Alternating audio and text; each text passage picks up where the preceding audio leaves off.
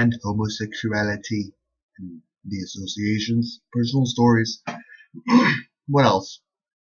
Shabbat, students, the relationships of students, and various different elements. So, first and foremost, I'll start off with my gripes. My gripes about the Kabbalah Center. And I think they're justified because I have seen a dwindling in numbers and some key teachers that have even left. I think that a lot of people have suffered a great deal of trauma since the Rav left. A sense of spiritual trauma when the Rav left. And it allows us to grow. It allows us the opportunity to become closer and more bonded together.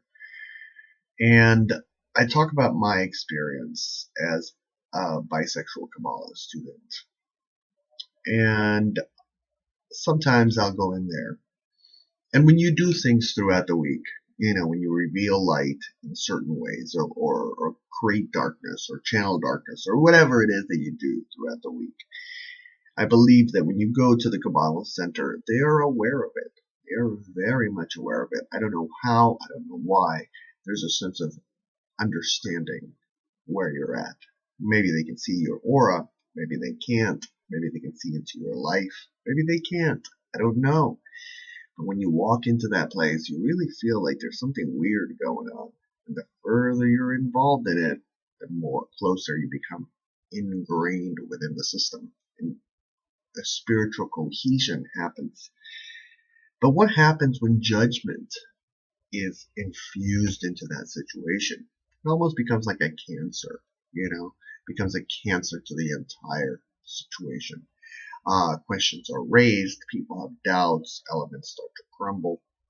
And as a bisexual Kabbalah student, I think to myself, my sexual activity perhaps has not been the most responsible when it comes to revealing light.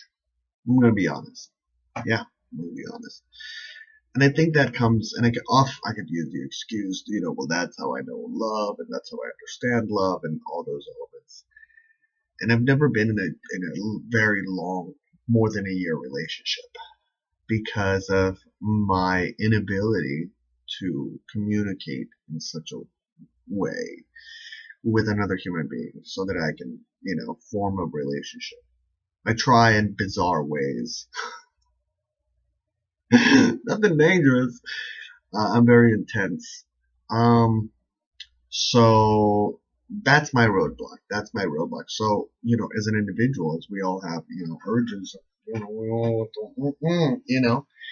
I end up trying to find my own personal balance within the situation and what works for me, and try to move closer into the element of revealing more light rather than looking at sexuality as an obstacle.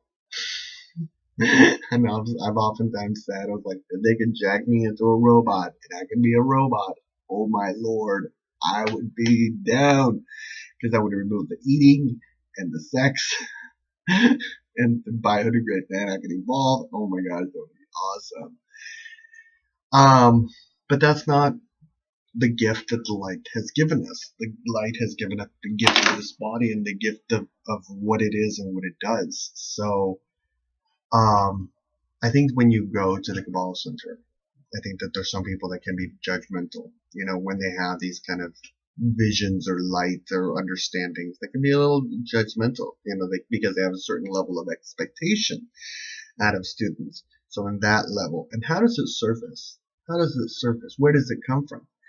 Well, and what's the key element? I think in the past, now this may have completely changed by the time I upload this video, but in the past, the Kabbalah Center, when they do the Anabakoa, which is the first paragraph of the Bible, they do it in Hebrew, in Aramaic, Anabakoa is in Hebrew. I'm going with Hebrew. And halfway through, they say to close the gates of hatred for no reason. And I think to myself, and I ask the average person, Should we be closing the gates of all hatred? Like all hatred altogether? And I think the question about unconditional love. What is unconditional love? To me, unconditional love is if your soulmate is a piece of paper, you love it, you cherish it, you keep it because that's unconditional. It's not, it's not a human being. That's a form of unconditional love. And so, and even the fact that it's just look at it. Just look at the word unconditional without any conditions. So the light of the Creator loves darkness and loves light, loves everything because the light of the Creator understands unconditional love without any condition. If it's a toad, sure. If it's a piece of paper, yeah. If it's, a brain in a glass jar with eyes and cybernetic body parts, sure. That's unconditional love. A completely evil, a Skeletor kind of from He-Man monster thing, sure, okay, love. Lucifer itself, love.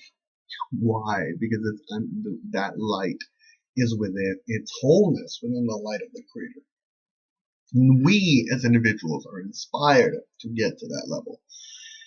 Because I've always believed, when I was younger, when I was a child, I went to somewhat religious school, and they asked me, they go, "Where do you want to go when you die?" And I said, I wanted to go to hell. And I wanted to go to hell because I believed that I could give the devil a hug, and the devil would become good. And I do believe that. I do believe that. At the core of understanding, I believe that love destroys all darkness.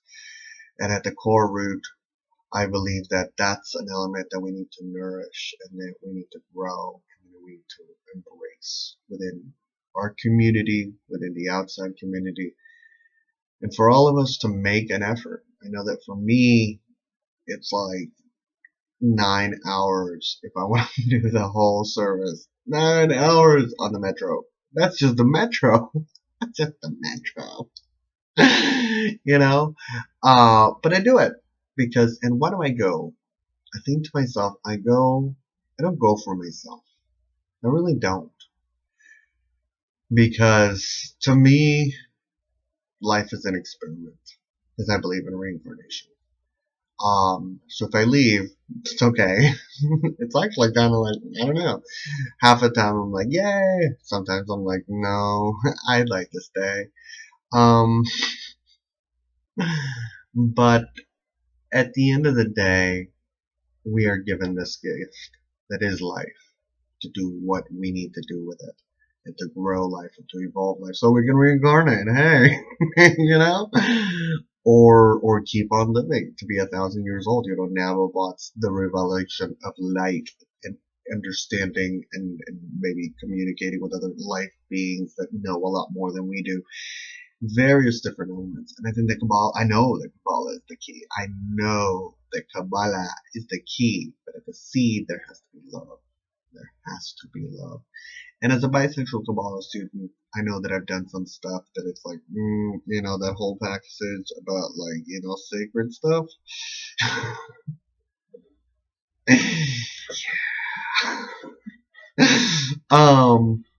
So, but I'm not subtizing it.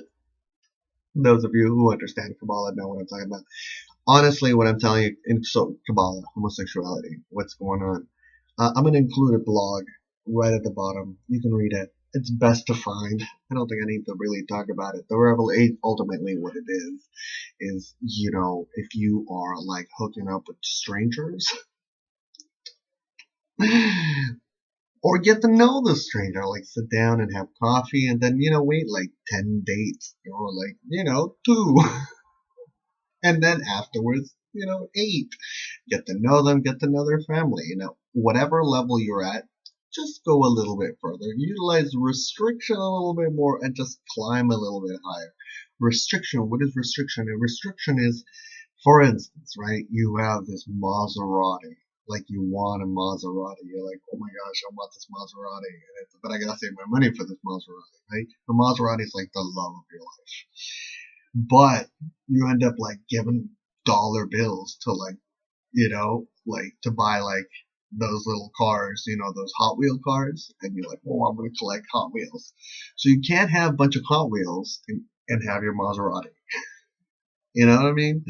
So you have to. So what's the Hot Wheels and the Maserati? So the Maserati is the love of your life.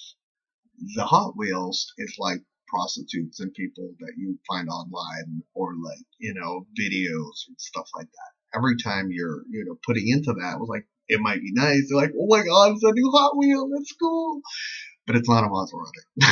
You know what I mean? And the Maserati you can drive, you can be like, hey, what's up? You know? So what do you think? What do you think about my explanation of Kabbalah and sexuality? And your understanding? Did it make sense to you? Were you like, the blog was better? You just made me laugh. I hope I did. I want to wish you all a wonderful, wonderful, wonderful